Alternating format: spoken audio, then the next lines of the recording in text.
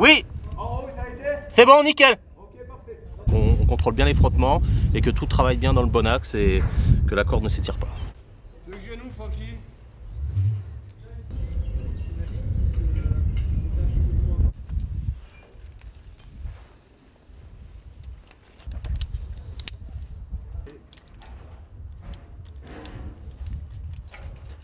C'est un peintre qui était en train de travailler au niveau du pont, qui est tombé sur la passerelle au milieu et qui est blessé gravement avec des détresses vitales.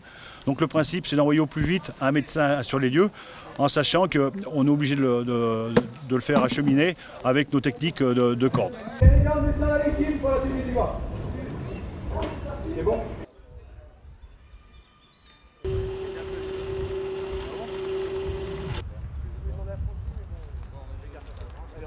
Plusieurs d'entre nous sont aguerris à ce type d'intervention.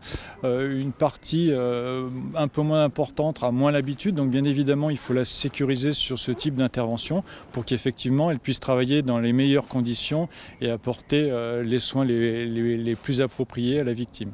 On l'a sécurisé, tu peux donner du mou pour qu'on te délange. Quand vous êtes prêts, on peut y aller, traction. Vas-y, largue. Les gars, en même temps, tirez-le vers Pierre, là. Tirez-le vers Pierre. Bougez ce con.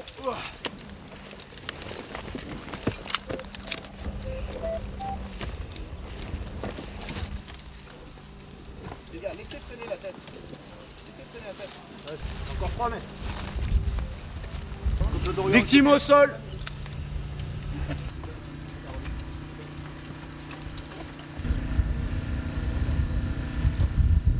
Mais si jamais tu as un mec de plus à califourchon qui se lève, c'est le problème, parce qu'après du coup il fait que ça. La montée en ravin, ça t'allait comme ça, en marchant à côté? C'est trop chaud. C'est trop chaud justement parce que ça va pour quelqu'un qui a l'habitude, mais quelqu'un qui n'a pas trop l'habitude, il glisse, il emporte tout avec. Donc quelque part pour un novice, tu préférais qu'on mette un califourchon et qu'on tire tout le monde? Ouais, c'est ça. Notre victime qu'on a extrait du milieu, elle était intubée et ventilée. Et en fait on a refait une deuxième technique pour voir qu'est-ce qui serait le mieux pour l'extraction. Est-ce que le médecin serait à côté avec un risque de glisser et d'extuber la victime, ou plutôt d'être sur la victime et à ce moment-là pouvoir ventiler le patient en sécurité. Est-ce que c'était un secouriste qui prenait le bas-vu, à voir un peu en fonction des contraintes du terrain.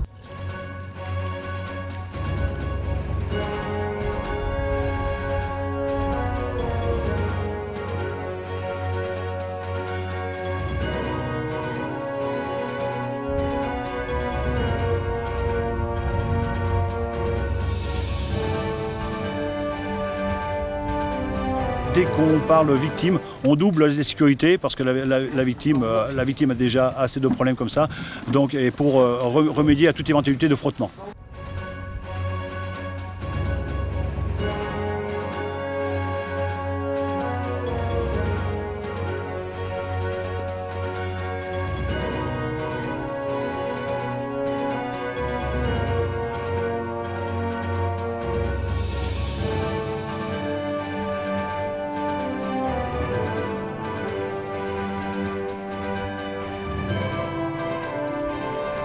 On a toujours une petite appréhension pour se mettre au vide, mais une fois qu'on a fait 2-3 mètres que c'est parti, l'appréhension s'en va et on prend du plaisir à la descente. Il faut en faire assez souvent quand même parce que quand on n'a pas fait de vide pendant un petit moment, on a toujours un petit peu plus d'appréhension et plus on en fait, moins on a d'appréhension.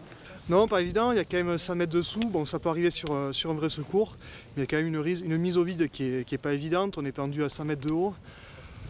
On est content quand on arrive en bas quand même. Ça change. Non. Avec des gens extérieurs qu'on ne connaît pas trop, parce qu'il y a un appartement qui a des gens extérieurs.